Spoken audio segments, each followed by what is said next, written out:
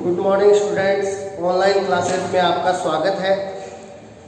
Last class में अपन ने crystal क्षेत्र सिद्धांत के अंदर CFT के अंदर एक तो क्रिस्टल क्षेत्र विपाटन बताया था अष्टफलकीय संकुल के लिए, जिसमें T2G जाते हैं निम्न ऊर्जा स्तर पर और EG जाते हैं उच्च ऊर्जा स्तर पर, और उसका कारण भी बताया था। और फिर अपन ने बताया था चतुष्फलकीय संकुल में क्रिस्टल क्षेत्र विपाटन, जिसमें अष्टफलकीय से उल्टा विपाटन होता है, यानी EG जाते हैं निम्न ऊर्जा स्तर पर और T2G जाते हैं उच्च ऊर्जा स्तर पर, उसका भी कारण बताया था। और फिर अपन ने अष्टफलकीय संकुल की विपाटन ऊर्जा डेल्टा O और चतुष्फलकीय संकुल की विपाटन ऊर्जा डेल्टा T, इसमें कनेक्शन बताया था। Delta T equal to 4/9 delta O। और उसके बाद अपन ने बताया था स्पेक्ट्रो रासायनिक श्रेणी की। स्पेक्ट्रो रासायनिक श्रेणी में क्या होता है कि लिगेंडों को एक सारणी में व्यवस्थित किया जाता है, और ये सारणी होती है लिगेंड की प्रबलता के आधार पर, यानी जो दुर्बल लिगेंड है जो क्रिस्टल क्षेत्र विपाटन कम करते हैं, जो क्रिस्टल क्षेत्र विपाटन कम करते हैं वो दुर्बल लिगेंड होंगे, वो सारणी में पहले रखे जाएंगे। और जैसे आगे बढ़ेंगे लिगेंड द्वारा क्रिस्टल क्षेत्र विपाटन बढ़ता जाएगा और लिगेंडों की प्रबलता भी बढ़ जाएगी, यानी सारणी में लास्ट में आएंगे प्रबल लिगेंड। तो लिगेंडों को उनकी प्रबलता के अनुसार जिस सारणी में व्यवस्थित किया गया उसे अपन ने बताया था स्पेक्ट्रो रासायनिक श्रेणी। आज अपन स्टार्ट करते हैं क्रिस्टल क्षेत्र सिद्धांत यानी CFT के अनुप्रयोग, और आज अपन CFT के आधार पर संकुलों की व्याख्या करेंगे कि CFT के आधार पर अपन किसी संकुल को किस प्रकार डिस्क्राइब कर सकते हैं, किस प्रकार उसकी प्रकृति को बता सकते हैं। तो देखिए, धातु के अंदर जो D कक्षक है जो क्रिस्टल क्षेत्र विपाटन से दो भागों में डिवाइड हो जाते हैं, T2G और EG में, उन D कक्षकों में इलेक्ट्रॉन की जो व्यवस्था है वो लिगेंड तथा संकुल की प्रकृति पर निर्भर करती है,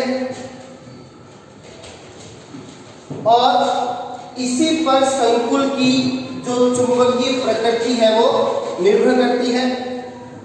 अब धातु के D कक्षकों में जो इलेक्ट्रॉन की व्यवस्था है वो दो ऊर्जाओं पर निर्भर करती है। पहली जो ऊर्जा है क्रिस्टल क्षेत्र विपाटन ऊर्जा CFSE, जिसको अपन डेल्टा से भी शो करते हैं। कल अपन ने बताया था कि जब D कक्षकों का विपाटन होता है T2G और EG में, तो T2G और EG के बीच जो ऊर्जाओं का अंतर होता है उस ऊर्जाओं के अंतर को कहते हैं क्रिस्टल क्षेत्र विपाटन ऊर्जा। अब प्रबल लिगेंड होगा तो इस ऊर्जा का मान ज्यादा होगा, क्योंकि प्रबल लिगेंड होगा तो विपाटन क्या होगा, ज्यादा होगा, और विपाटन ज्यादा होगा तो T2G और EG के बीच ऊर्जा का गैप है वो भी ज्यादा होगा, जिससे डेल्टा का मान भी ज्यादा होगा। और दुर्बल लिगेंड होगा तो विपाटन क्या होगा, कम, और विपाटन कम होगा तो T2G और EG के बीच ऊर्जा का गैप है वो भी कम होगा और डेल्टा का मान भी कम होगा। अब धातु के D कक्षकों में इलेक्ट्रॉन की व्यवस्था को जो दूसरी ऊर्जा प्रभावित करती है वो है युग्मन ऊर्जा, पेयरिंग एनर्जी। अब देखिए, युग्मन हो गया, पेयरिंग ऊर्जा एनर्जी। तो ये जो युग्मन ऊर्जा है पेयरिंग एनर्जी, इसको शो करते हैं किससे, पाई से। अब युग्मन ऊर्जा क्या होती है, कक्षकों में इलेक्ट्रॉन के युग्मन के लिए आवश्यक ऊर्जा क्या होती है, युग्मन ऊर्जा। अब इन दोनों ऊर्जाओं के जो मान है उसी पे डिपेंड करेगा कि धातु के D कक्षकों में इलेक्ट्रॉनों का युग्मन होगा या नहीं होगा, और इसी पे डिपेंड करेगी संकुल की प्रकृति। तो देखिए, अपन केस फर्स्ट लेते हैं। यदि संकुल में लिगेंड हो कैसा, परबल।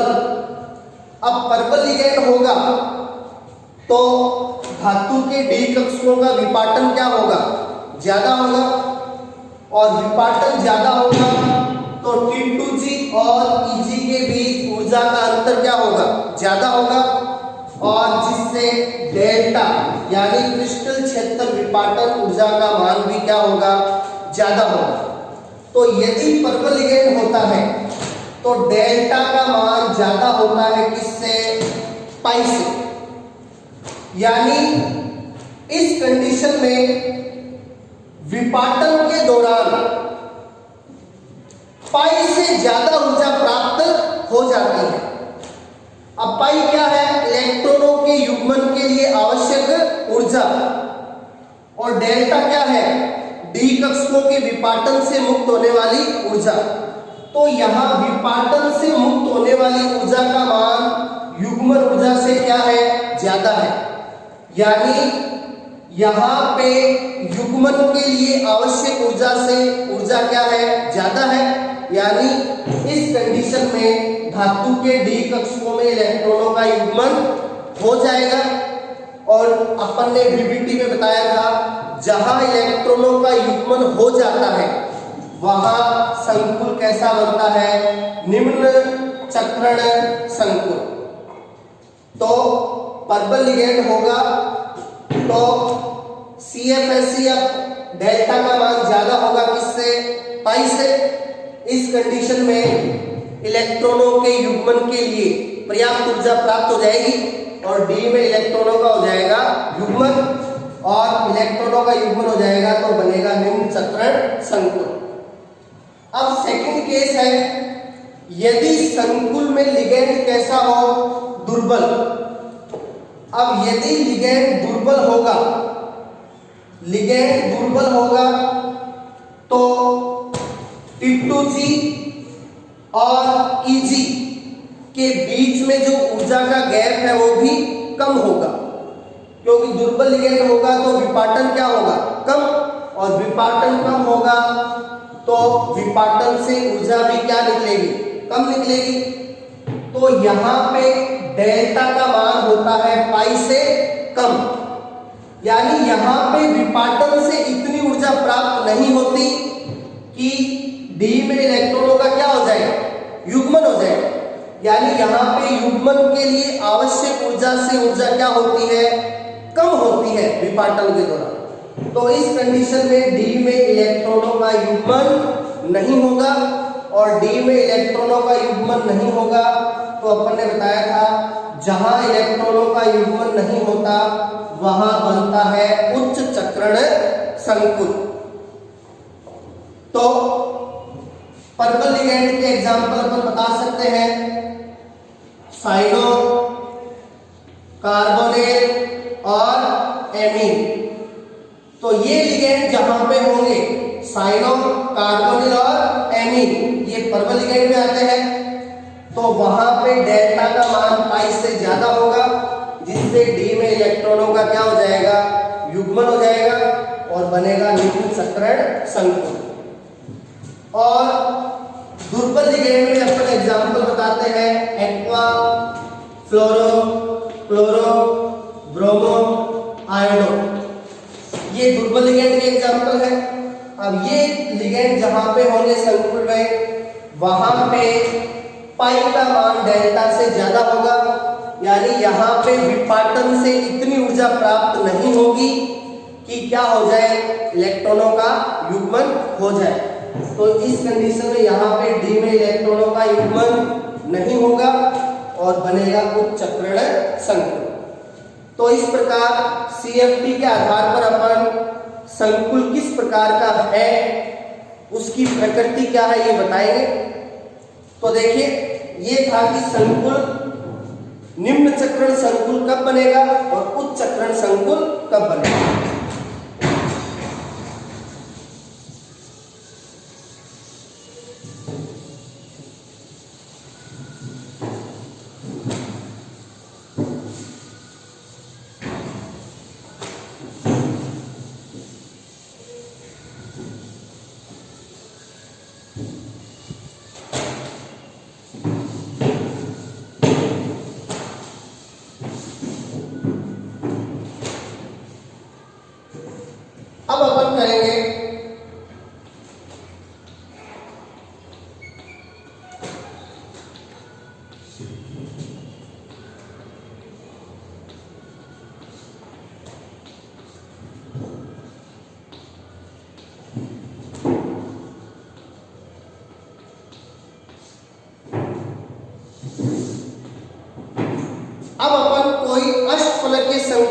हैं और उस अष्टफलकीय संकुल में धातु का जो डी कक्षक है T2G और EG, उनमें इलेक्ट्रॉनों का विन्यास किस प्रकार होगा ये अपन देखते हैं। तो देखिए, अपन ने कल बताया था कि कोई अष्टफलकीय संकुल होता है तो उस अष्टफलकीय संकुल में डी कक्षकों का विपाटन इस प्रकार होता है। डी में 5 कक्षक होते हैं, DXY, DYZ, DZX, DX², Y² और DZ²। अब अष्टफलकीय संकुल में जब विपाटन होता है तो जो 3 T2G कक्षक हैं वो जाते हैं निम्न ऊर्जा स्तर पर और 2 EG कक्षक हैं वो जाते हैं उच्च ऊर्जा स्तर पर। तो ये तो T2G आ गए निम्न ऊर्जा स्तर पर, DXY, DYZ और DZX, और EG आ गए उच्च ऊर्जा स्तर पर, DXY² और DZ²। ये इस प्रकार का विपाटन क्यों हुआ? क्योंकि यहाँ पे संकुल कैसा है? अष्टफलकीय, और अष्टफलकीय संकुल में इस प्रकार से डी का विपाटन होता है। अब यहां पे अपन देखो, अपन को अष्टफलकीय संकुल में जो डी का इलेक्ट्रॉनिक विन्यास करना है। अब डी में मैक्सिमम इलेक्ट्रॉन कितने भरे जाते हैं? 10। डी में मैक्सिमम इलेक्ट्रॉन कितने भरे जाते हैं? 10। यानी अपन यहां पर डी में 1 से लेकर 10 तक इलेक्ट्रॉन भरेंगे और वो इलेक्ट्रॉन की व्यवस्था किस प्रकार प्रभावित होती है वो अपन देखेंगे। तो यहां पे अपन 2 कंडीशन लेते हैं। पहली कंडीशन में अपन लेंगे कैसा लिगेंड? Purple ligand. और जो दूसरी कंडीशन है उसमें अपन लेंगे दुर्बल लिगेंड। अब दुर्बल लिगेंड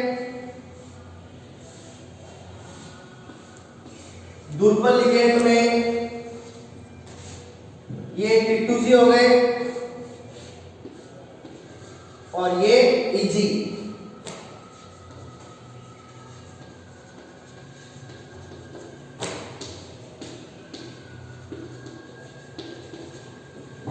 तो ये अपन ने विपाटन की 2 कंडीशन ले ली। विपाटन तो दोनों में सेम ही होगा क्योंकि अष्टफलकीय संकुल है, तो T2G जाएंगे निम्न ऊर्जा स्तर पर और EG जाएंगे उच्च ऊर्जा स्तर पर। अब एक तो अपन ने विपाटन की कंडीशन ली है जब लिगेंड कैसा है? प्रबल, और एक अपन ने दूसरी विपाटन की कंडीशन ली है जब लिगेंड कैसा है? दुर्बल। तो देखिए, प्रबल लिगेंड है, अभी अभी अपन ने बताया था इलेक्ट्रॉनों का युग्मन प्रेरित करेगा। तो इस वाली कंडीशन में प्रबल लिगेंड है और वो इलेक्ट्रॉनों का युग्मन क्या करेगा? प्रेरित करेगा। और यहां पे ध्यान क्या रखना, इधर दुर्बल लिगेंड है तो वो इलेक्ट्रॉनों का युग्मन प्रेरित नहीं करेगा। तो देखिए, सबसे पहले अपन लेते हैं डी में कितना इलेक्ट्रॉन? 1 इलेक्ट्रॉन, यानी D1। आप इधर देखते जाइएगा, अपन को डी में 1 से लेके बढ़ने हैं कितने? 10। कंडीशन कितनी ली है? 2, प्रबल लिगेंड और दुर्बल लिगेंड। तो इधर देखते जाइएगा, पहली कंडीशन है D1, यानी डी में कितना इलेक्ट्रॉन? 1। तो ये विपाटन से पहले डी में कितना इलेक्ट्रॉन है? 1 इलेक्ट्रॉन। अब विपाटन के बाद की कंडीशन देखिए, T2G चला गया निम्न ऊर्जा स्तर पर, EG चला गया उच्च ऊर्जा स्तर पर, और अपने आपने इलेक्ट्रॉन भरने के 11वीं में 2 नियम पढ़े थे, हुंड और N+L। कक्षकों में इलेक्ट्रॉन भरने के 2 नियम आपको ध्यान में होंगे, हुंड का नियम और N+L का नियम। तो देखिए, हुंड का नियम तो क्या कहता है कि समान ऊर्जा वाले कक्षकों में पहले एक एक इलेक्ट्रॉन भरना चाहिए। तो हुंड का नियम अपन को कहता है समान ऊर्जा वाले कक्षकों में पहले एक एक इलेक्ट्रॉन भरना चाहिए और समान ऊर्जा वाले सभी में एक एक भरने के बाद इलेक्ट्रॉनों का क्या करना चाहिए, युग्मन करना चाहिए। और N+L का नियम अपन को क्या कहता है, N+L का नियम अपन को कहता है इलेक्ट्रॉन पहले उसमें भरा जाता है जिसकी ऊर्जा कम हो। तो N+L का नियम कहता है इलेक्ट्रॉन पहले उस कक्षक में भरा जाता है जिसकी ऊर्जा क्या होती है, कम होती है। तो ये इलेक्ट्रॉन भरने के लिए 2 नियम बहुत ज्यादा काम आते हैं। हुंड का नियम जो कहता है समान ऊर्जा वाले कक्षकों में पहले सभी में एक एक इलेक्ट्रॉन भरना चाहिए, फिर इलेक्ट्रॉनों का युग्मन करना चाहिए। और N+L का नियम कहता है यदि अलग अलग ऊर्जा वाले कक्षक हैं तो पहले इलेक्ट्रॉन उस कक्षक में भरिए जिसकी ऊर्जा क्या हो, कम हो। तो देखिए,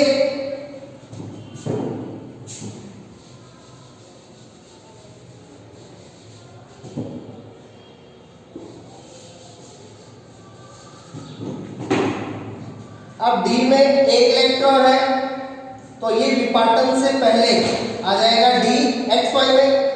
अब विपाटन के बाद निम्न ऊर्जा स्तर पर चला गया कौन, T2G। तो ऊर्जा कम किसकी होगी, T2G की होगी। तो इलेक्ट्रॉन ये भरा जाएगा किसमें, T2G में।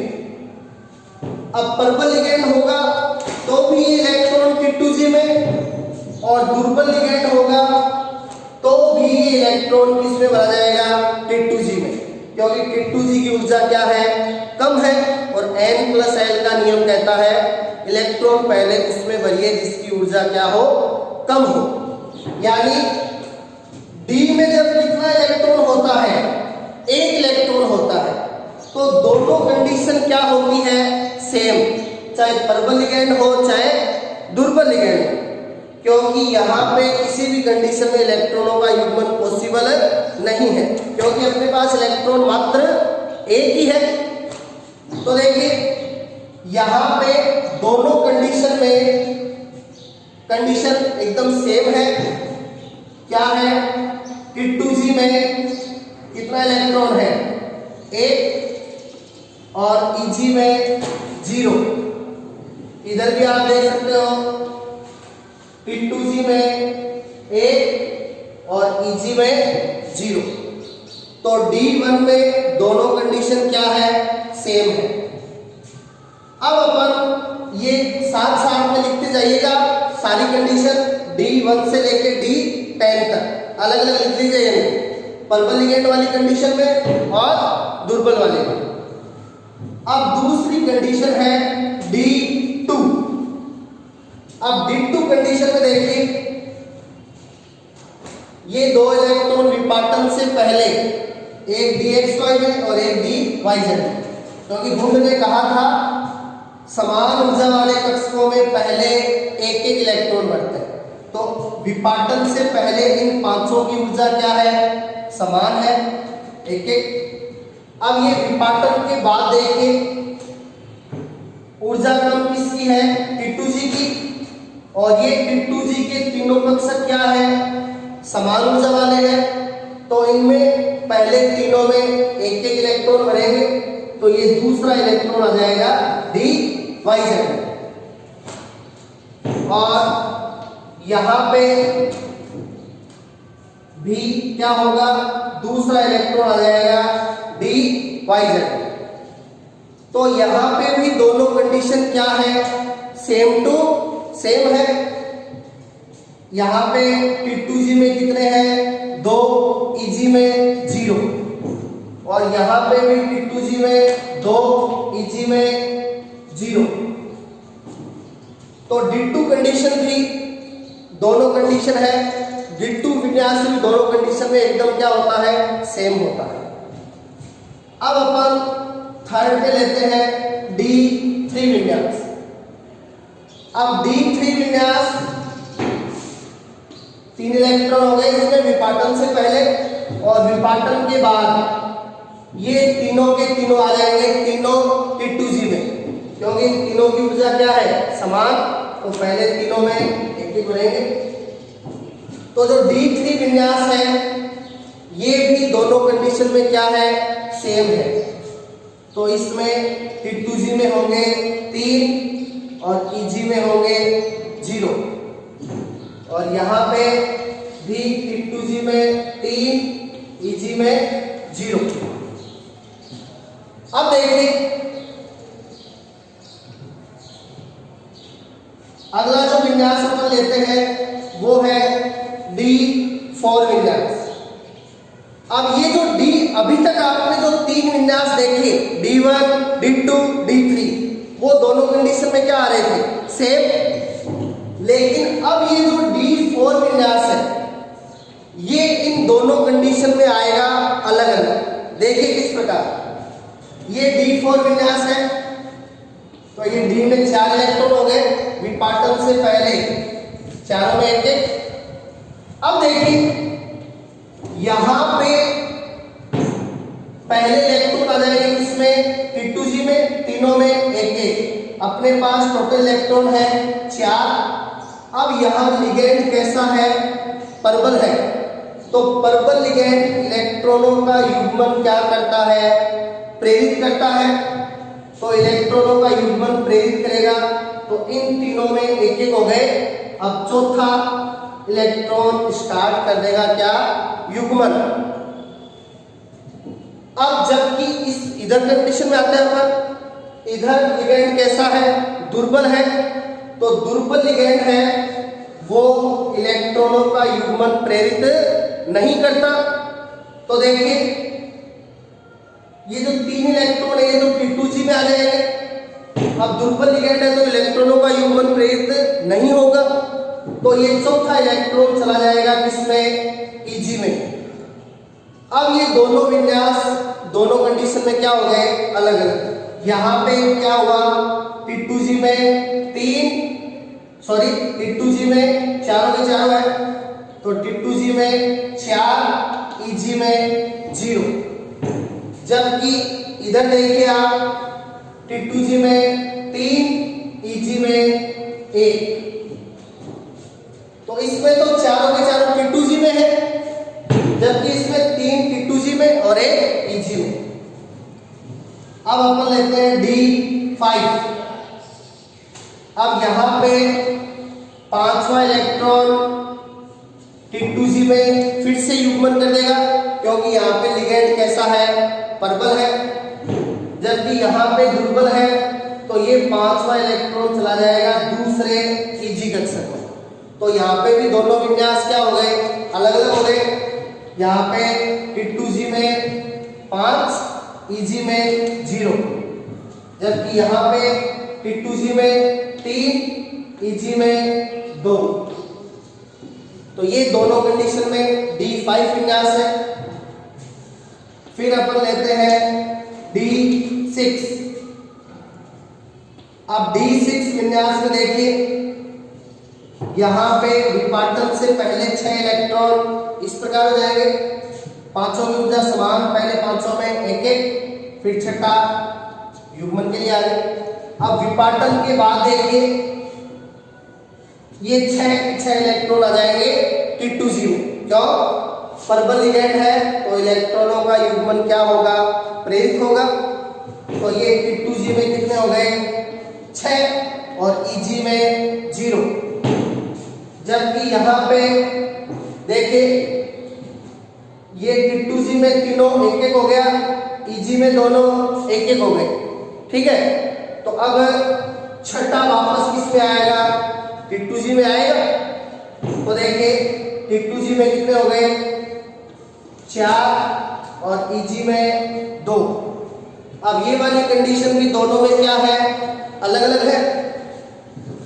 अब अगली कंडीशन लेते हैं अपन D7। अब D7 कंडीशन में देखिए 6 ये 7 हो गए। अब 6 तो आ जाएंगे T2G में। अब T2G में 3 कक्षक होते हैं, एक कक्षक में मैक्सिमम 2 इलेक्ट्रॉन, तो 3 में मैक्सिमम 6, तो इसमें तो 6 हो गए। अब इसमें और अपन नहीं बढ़ सकते, तो ये 7वां इलेक्ट्रॉन अब चला जाएगा किसमें, EG में। तो यहाँ T2G में 6 हो गए और EG में 1 हो गया। इधर आइए, इधर ये 7वां इलेक्ट्रॉन आ जाएगा T2G के DYZ में। तो यहाँ पे T2G में कितने हो गए, 5 और EG में 2। अब अपन लेते हैं नेक्स्ट कंडीशन D8। अब D8 में जब पर्पल लिगेंड है तो यहाँ पे 6 तो T2G में, 7वां EG में, 8वां भी EG में। तो T2G में 6, EG में 2। जबकि इधर ये 8वां यहाँ पे आ जाएगा, तो यहाँ पे T2G में 6, EG में 2। अब आप देखिए यहाँ पे फिर से ये विन्यास दोनों कंडीशन में क्या आ गया, सेम आ गया।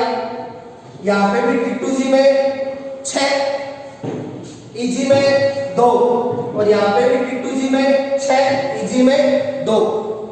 अब फिर से क्या है, दोनों कंडीशन में सेम विन्यास आना स्टार्ट हो जाएगा। अब देखिए D9। अब D9 में T2G में 6, EG में 3, यहाँ पे भी T2G में 6, EG में 3। अब देखिए लास्ट विन्यास है D10, क्योंकि D में मैक्सिमम 10 इलेक्ट्रॉन पड़ते हैं, तो ये हो जाएगा T2G में 6, EG में 4 और यहाँ पे भी T2G में 6 और EG में 4। तो इस प्रकार ये D1 से लेकर D10 तक का क्या था, इलेक्ट्रॉनिक विन्यास, जिसको पर्पल लिगैंड और दुर्बल लिगैंड इस प्रकार प्रभावित करते हैं।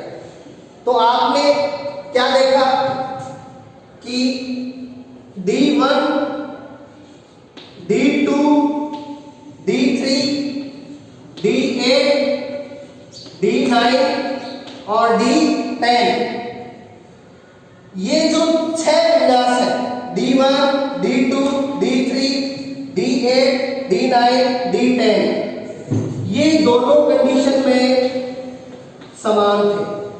दोनों में ये विन्यास क्या थे, समान थे।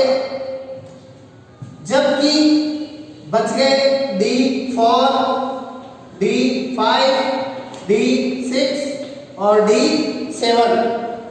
ये जो 4 विन्यास है बीच वाले, ये स्टार्टिंग के 3 हो गए, ये लास्ट के 3 हो गए। ये दोनों में क्या थे, समान। अब बीच के जो 4 विन्यास है D4, D5, D6, D7, ये दोनों कंडीशन में क्या थे, ऐसा। ये 4 विन्यास पर्पल लिगेंड वाली में अलग थे और दुर्बल वाली में अलग थे। इस प्रकार जो लिगेंड की प्रकृति है वो डी में इलेक्ट्रॉनों की व्यवस्था को क्या करती है, प्रभावित करती है। अब देखिए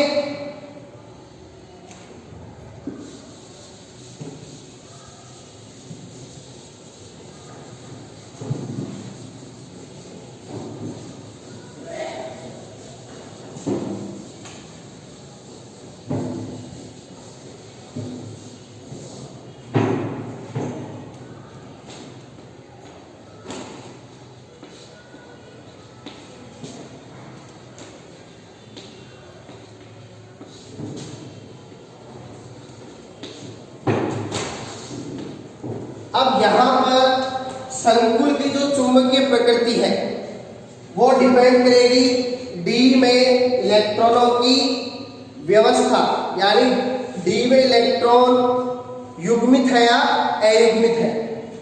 तो देखिए चुंबकीय प्रकृति अपन बीपीटी में बता चुके हैं। अब यहां पे आपको इलेक्ट्रॉन युग्मित है या नहीं है वो इलेक्ट्रॉन आपको देखने हैं T2G तथा Eg में।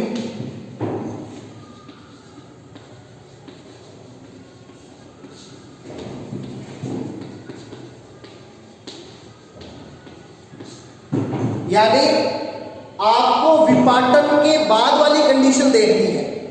विपाटन के बाद ही बनेंगे क्या T2G और Eg। तो अपन को चुंबकीय प्रकृति के लिए विपाटन के बाद वाली कंडीशन देखनी है। विपाटन के बाद बनेंगे T2G और Eg, और T2G और Eg में यदि सारे इलेक्ट्रॉन युग्मित होते हैं तो चुंबकीय प्रकृति प्रतिचुंबकीय T2G तथा Eg में सभी इलेक्ट्रॉन कैसे हो युग्मित हो, तब तो संकुल की चुंबकीय प्रकृति कैसी होगी प्रति चुंबकीय होगी और T2G व Eg में कम से कम एक इलेक्ट्रॉन कैसा मिल जाए अयुग्मित, तो संकुल की चुंबकीय प्रकृति हो जाएगी अनुचुंबकीय। तो यहां पे भी संकुल की चुंबकीय प्रकृति उसी टाइप से बतानी है जिस प्रकार से बीपीटी में बताई थी। सभी इलेक्ट्रॉन युग्मित होंगे तो प्रतिचुंबकीय, और T2G और Eg में कम से कम एक अयुग्मित इलेक्ट्रॉन मिल जाएगा तो अनुचुंबकीय। और चुंबकीय आघूर्ण, अब देखिए चुंबकीय आघूर्ण म्यू, उसका फॉर्मूला वही √n गुणा n + 2, और यहाँ पे स्मॉल n क्या है, स्मॉल n यहाँ पे है अयुग्मित इलेक्ट्रॉन।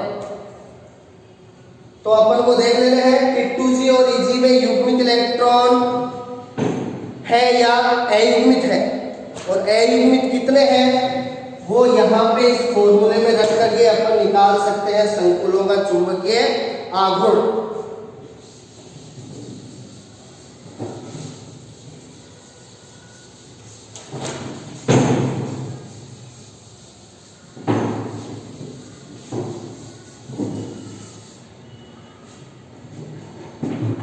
अब देखिए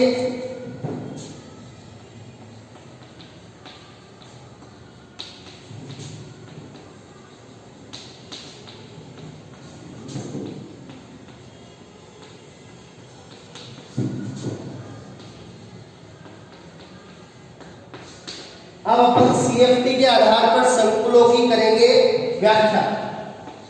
पहले अपन लेते हैं FeCN6-4।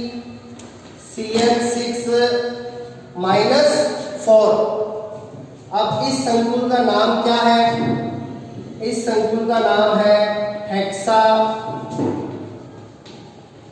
लिगेंड है साइनो। तो कितने हो गए साइनो, 6 हेक्सा साइनो। अब ऊपर चार्ज दिया हुआ है माइनस, अब बड़े कोष्टक पे माइनस आवेश दिया हुआ हो तो धातु के नाम के आगे 8 लगता है, तो Fe को 8 लगाकर फेरेट। अब धातु के नाम के आगे उसकी ऑक्सीकरण अवस्था, तो यहाँ पे Fe का ऑक्सीकरण अंक आएगा कितना, +2, x मान के निकाल लेंगे। तो ये आगे छोटे कोष्टक में रोमन संख्या में सेकेंड और लास्ट में आयन। तो ये इसका नाम हो गया। अब यहाँ पे अपन को पता चल गया कि जो आयरन धातु है वो +2 ऑक्सीकरण अवस्था में है। तो पहले अपन इलेक्ट्रॉनिक विन्यास लिखेंगे इसका आयरन का। अब आयरन का परमाणु क्रमांक कितना होता है? 26। तो आर्गन 18, 4s2 18 और 2 20 और 3d में कितने? 6। तो ये हो गए 20 और 6 26। अब यहाँ पे Fe है इसमें प्लस 2 में, अब यहाँ पे Fe प्लस 2 का इलेक्ट्रॉनिक विन्यास लिख दीजिए। तो प्लस 2 यानी 4s वाले 2 इलेक्ट्रॉन निकाल दीजिए। तो आर्गन 18, 3d 6, 4s 0। अब देखिए यहाँ पे आयरन प्लस 2 में है और इसके अंदर 3d में कितने इलेक्ट्रॉन है? 6 इलेक्ट्रॉन है। और यहाँ पे जो लिगेंड है साइनो, वो साइनो एक कैसा है? पर्बल लिगेंड है। साइनो एक पर्बल लिगेंड है।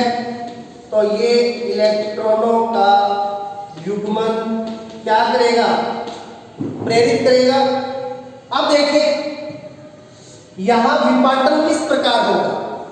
यहां पे जो डी कक्षक है उनका विपाटन किस प्रकार होगा?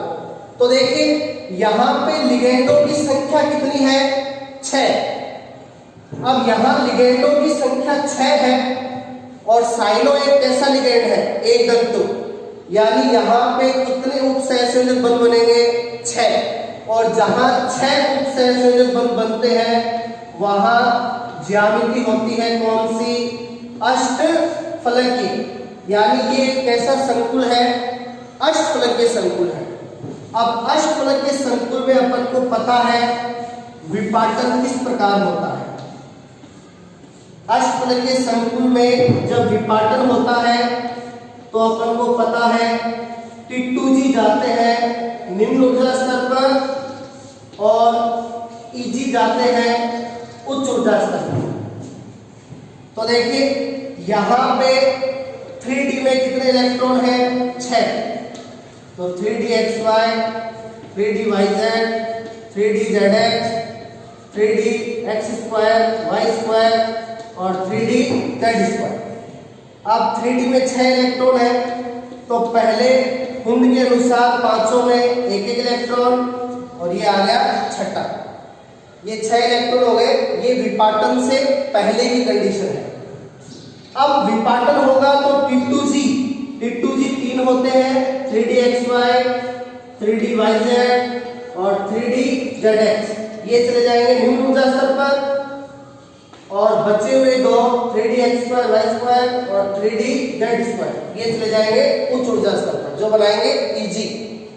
अब अपन को विपाटन के बाद वाली कंडीशन देखनी है। तो विपाटन के बाद अपन को इलेक्ट्रॉन बढ़ने हैं 6, क्योंकि यहाँ पे 3d में कितने इलेक्ट्रॉन है? 6 इलेक्ट्रॉन है। तो पहले इलेक्ट्रॉन बनेंगे किसमें? T2G में, क्योंकि T2G की ऊर्जा क्या होती है? कम।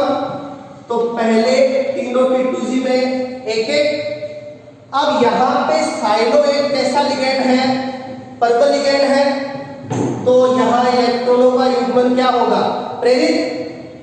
अब चौथा भी T2G में, पांचवा भी T2G में और छठा भी T2G में। तो यहाँ पर्पल लिगेंड के कारण इलेक्ट्रॉनों का युग्मन हो गया और सारे के सारे 6 इलेक्ट्रॉन किसमें आ गए? T2G में। अब विपाटन के बाद वाली कंडीशन में आप देख सकते हो कि सारे के सारे इलेक्ट्रॉन कैसे हैं? सभी इलेक्ट्रॉन युग्मित हैं। और जहां सभी इलेक्ट्रॉन युग्मित होते हैं वहां चुंबकीय प्रकृति होती है कैसी? प्रतिचुंबकीय। और यहां पे चुंबकीय आघूर्ण म्यू का मान होगा 0। तो ये जो संकुल है वो VBT के आधार पे भी कैसा आया था? आप देख सकते हो VBT में पीछे ये संकुल VBT के आधार पे भी कैसा आया था? प्रतिचुंबकीय भी आया था। और यहाँ पे भी कैसा आ रहा है? प्रतिचुंबकीय ही आ रहा है। तो आप घर पे इस संकुल की CFT के आधार पे व्याख्या करना। इसी आधार पे ये भी अष्टफलकीय संकुल है, ये भी अष्टफलकीय। बस यहाँ पे अंतर क्या है, यहाँ प्रबल लिगेंड है साइनो और यहाँ पे एक्वा क्या है, दुर्बल लिगेंड है। ये आएगा प्रतिचुंबकीय, ये आएगा आपका अनुचुंबकीय। ये करके देखिएगा। Thank you.